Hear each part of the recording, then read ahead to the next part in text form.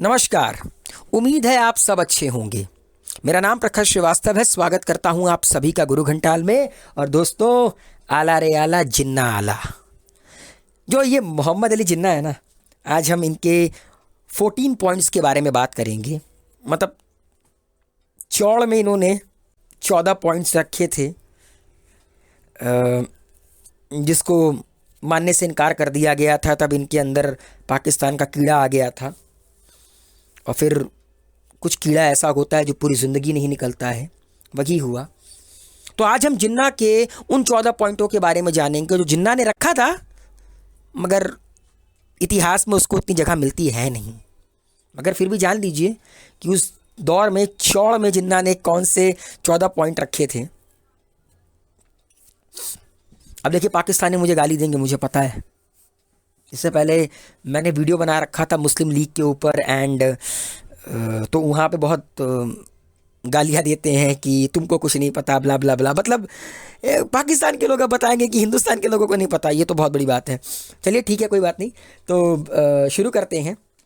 असल में दोस्तों हुआ क्या था, 1928 में साइमन कमीशन इंडिया आई। और साइमन कमीशन को जब काले झंडे दिखाए गए ना, तो साइमन कमीशन जो अंग्रेज़ थे, उन्होंने हिंदुस्तानियों को चैलेंज किया कि क्या तुम हर वक्त प्रोटेस्ट करते रहते हो? हिम्मत है ना तो अपने देश का आइन का सांचा बनाकर दिखाओ। दिमाग खराब हिंदुस्तानियों का। रुको बे। उस वक्त आपका मोतीलाल नेहरू, बहुत बड़े बैरिस्टर थे, मोतीलाल नेहरू को यह काम सौंपा गया। मोतीलाल नेहरू का साथ दिया आपका ये जवाहरलाल नेहरू ने, देन देवर आफ्टर आपका मंगल सिंह ने, सुभाष चंद्र बोस ने, और एक नेहरू रिपोर्ट तैयार हुई। मगर एक इंसान था जिसका मैं जिक्र करूंगा अभी, जिसके अंदर कीड़ी थी। उसने कहा नहीं नहीं भैया, ना ना, हमसे ना हो पाएगा, हमें कुछ और शर्तें चाहिए। तो दिसंबर 1928 को एक ऑल पार्टी कॉन्फ्रेंस होती है और मोहम्मद अली जिन्ना कहते हैं कि अपन को नेहरू रिपोर्ट में चेंज मांगता। तो लोगों ने कहा ठीक है बे, बताओ क्या चेंजेस हैं, बताओ तो सही, मतलब क्या है, क्या खकारो खासो। तो मोहम्मद अली जिन्ना ने 1-2 नहीं 14 पॉइंट्स रखे। मतलब देख रहे हो, आदती शुरू से ऐसी रही है इनकी, बढ़ा चढ़ा के भौकाल में हमेशा चीजें करना। पहला पॉइंट क्या था? Federal constitution with residuary power with the provinces, कि संविधान फेडरल हो और प्रोविंसेस को रेसिडुअल पावर मिले। रेसिडुअल पावर यूजुअली मिलती है आपका सेंट्रल को, मगर जिन्ना चाहते थे प्रोविंसेस को मिले। क्यों? क्योंकि जिन्ना को पता था, जिन्ना की मांग क्या थी, जितने मुसलमान प्रोविंसेस हैं उनको अलग कर दिया जाए। प्रोविंशियल ऑटोनॉमी, ये चाहते थे प्रोविंसेस को ऑटोनॉमी दे दी जाए ताकि वहां पर ये रूल करें। No constitutional amendment without the agreement of the state, जब तक राज्य नहीं चाहेंगे तब तक संविधान में किसी भी तरह का अमेंडमेंट नहीं होगा। All legislature and elected bodies to have adequate Muslim representation without reducing Muslim majority in a province to minority or equality।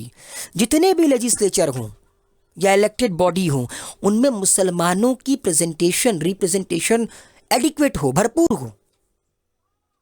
ठीक है, जहां पर मुस्लिम मेजॉरिटी प्रोविंसेस हैं वहां पर इन्हें माइनॉरिटी के तौर पर रिड्यूस ना किया जाए। मतलब ये चाहते थे कि मुसलमानों को ज्यादा रिप्रेजेंटेशन मिले।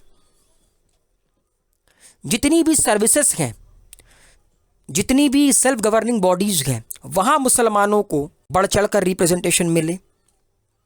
सेंट्रल लेजिस्लेचर में 1/3 सीट मुसलमानों को मिले। सेंट्रल और स्टेट कैबिनेट में 1/3 मेंबर मुसलमान हो। सेपरेट इलेक्टोरेट बनाओ, मतलब मुस्लिम सिर्फ मुस्लिम को वोट करे।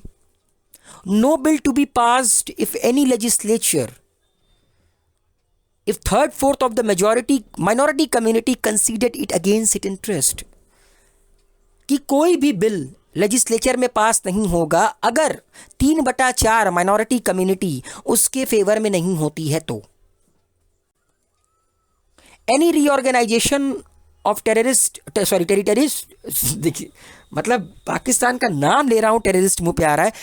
Any representation of territories not to affect the Muslim majority in Bengal, Punjab and North West Frontier Province. कोई भी किसी भी अरे यार, टेरिटरीज का रीऑर्गेनाइजेशन करो, लेकिन मुसलमानों की जो मेजॉरिटी स्टेट्स हैं like Bengal, Punjab and North West Frontier Province, उसमें दिक्कत नहीं होनी चाहिए। बॉम्बे प्रेसिडेंसी से सिंध को सेपरेट कीजिए। North West frontier and Balochistan में कॉन्स्टिट्यूशनल रिफॉर्म्स बनाइए। हर कम्युनिटी को रिलीजन फ्रीडम मिलना चाहिए पूरा का पूरा, एंड मुसलमानों की religious, cultural, educational and language right protect होनी चाहिए। मतलब आप देख रहे हैं, इस इंसान ने कहीं पर भी देश की बात नहीं की है, इस इंसान ने सिर्फ एक कम्युनिटी की बात की है। मुसलमानों को ये मिले, मुसलमानों को वो मिले, 1/3 रिप्रेजेंटेशन मुसलमानों को मिल जाए, इसमें ये मुसलमानों को मिल जाए। अमा मियाँ, 95% जनसंख्या उस वक्त हिंदुस्तान में तुम्हारा हिंदुओं की थी, और अलग ही में चौड़ हो रहे हो। 5% में भी तुम लोग को 33% रिप्रेजेंटेशन चाहिए। एंड ऐसा नहीं है कि मैं किसी पर्टिकुलर कम्युनिटी का मजाक उड़ा रहा हूँ। बड़े बड़े नेता थे, अबुल कलाम आज़ाद थे, फ्रंटियर गांधी, खान अब्दुल गफ़ार खान, लेकिन उन्होंने तो कभी सिर्फ मुसलमानों की हित की बात नहीं की, उन्होंने देश की हित की बात की। मोहम्मद अली जिन्ना ने सिर्फ और सिर्फ हमेशा से मुसलमानों की हित की बात की। ये कहते हैं ना कि कॉन्स्टिट्यूशनल रिफॉर्म्स को नॉर्थ वेस्ट फ्रंटियर प्रोविंस और बलूचिस्तान में जाकर देखो, बलूचिस्तान की हालत क्या करके रखे हैं। ये कहते हैं कि पूरी फ्रीडम हो हर कम्युनिटीज़ के लिए। कौन सा पाकिस्तान में हिंदुओं को फ्रीडम देके रखे हैं? इनके नाम में ही है इस्लामिक रिपब्लिक ऑफ पाकिस्तान।